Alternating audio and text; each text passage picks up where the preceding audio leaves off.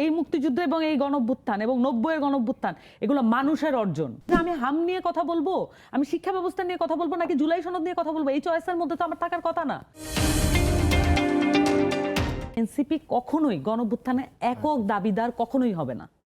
এই গণঅভ্যুত্থানে সকলেরই সমান অংশগ্রহণ আছে, তবে পলিটিক্যাল পার্টির চেয়ে অন্যদের অংশগ্রহণ অনেক বেশি। কিন্তু কথা হচ্ছে কি, যেমন ধরেন যে যদি গণঅভ্যুত্থানের দাবিদার কেউ হয়ে থাকে সাধারণ মানুষ, যারা আপনার কাছে আপনার যে ওই যে মেটিকুলাস ডিজাইনের যে নির্ভরতা, আমি একটু শেষ করি, যে মেটিকুলাস ডিজাইনের মধ্য দিয়ে যে নির্ভরতা, আর 2 দিন চালাও আর 5 দিন চালাও হয়ে যাচ্ছে, এই নির্ভরতা জেনে শুনে মানুষ প্রাণ দিতে আসে না। মানুষ আপনার ওই প্ল্যান জানে না, আপনি শুধু প্ল্যানটা কাজে লাগান, কেউ হয়তো এই প্ল্যানটা কাজে লাগায়। এই গণঅভ্যুত্থান, এই মুক্তিযুদ্ধ, বাংলাদেশের এই মুক্তিযুদ্ধ এবং এই গণঅভ্যুত্থান এবং 90-এর গণঅভ্যুত্থান এগুলো মানুষের অর্জন। 90-এর গণঅভ্যুত্থানও পলিটিক্যাল পার্টির অর্জন না, এটা মানুষের অর্জন ছিল। মানুষ পলিটিক্যাল পার্টিকে তার ম্যান্ডেট দিয়েছিল বলে তারা সফল হয়েছিল। কিন্তু এই 2টা গণঅভ্যুত্থানকে ব্যর্থ করার দায় নিতে হবে এখন বিএনপিকে। এই ইতিহাসকে আমি মুছে ফেলতে পারবো? আপনি পারবেন? আমি বিরোধী দল হিসেবে আমার কিন্তু রেসপন্সিবিলিটি আছে। আমি প্রথমত আমি তাকে একটা গুড ফেইথে তাকে আমি গভর্নমেন্টটা পরিচালনা করতে দিতে চাই। ইভেন এই জ্বালানি সংকটে এই সিন্ডিকেট এভরিথিং সহই আমি চাই যে সহযোগিতা করতে।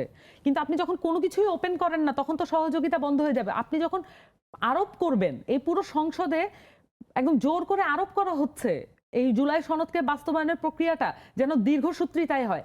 আমাকে এখন চয়েস করতে হচ্ছে যে আমি হাম নিয়ে কথা বলবো, আমি শিক্ষা ব্যবস্থা নিয়ে কথা বলবো, নাকি জুলাই সনদ নিয়ে কথা বলবো। এই চয়েসের মধ্যে তো আমার থাকার কথা না।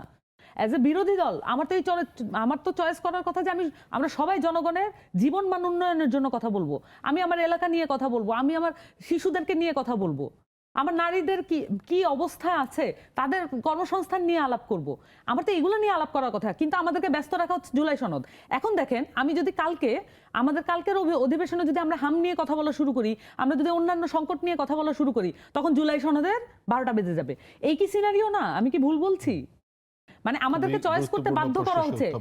It is not a matter of choice যে কোনটা আপনি পিছনের সারি না সামনের সারি। আপনার প্রসঙ্গে আমি ফেরত আসি, পিছনের সারি না সামনের সারি, এটা তো আমাদের পলিটিশিয়ানদের চয়েস করার জন্য না।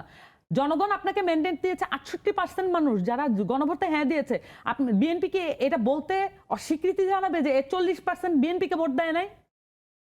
বিএনপিকে তো ভোট দিয়েছে, তাহলে 40%-এর ম্যান্ডেটকে উনি অস্বীকার করবেন? আমি ধরে নিচ্ছি 40%, এটা আমার নিজের এস্টিমেশন, তার চেয়ে বেশিও হতে পারে যারা গণভোটে 68% হ্যাঁ দিয়েছে সবাই বিএনপিকে ভোট দিয়েছে, হতে পারে তো। তাহলে তারা কোন ভোটটাকে উনি মানে এটা পিক এন্ড চুজ করার দায়িত্ব নিচ্ছেন, কিন্তু এই ম্যান্ডেট উনি কোথায় পেলেন যে উনি পিক করবেন? উনি তো একসাথে 2টা ভোটে এগ্রি করেছেন।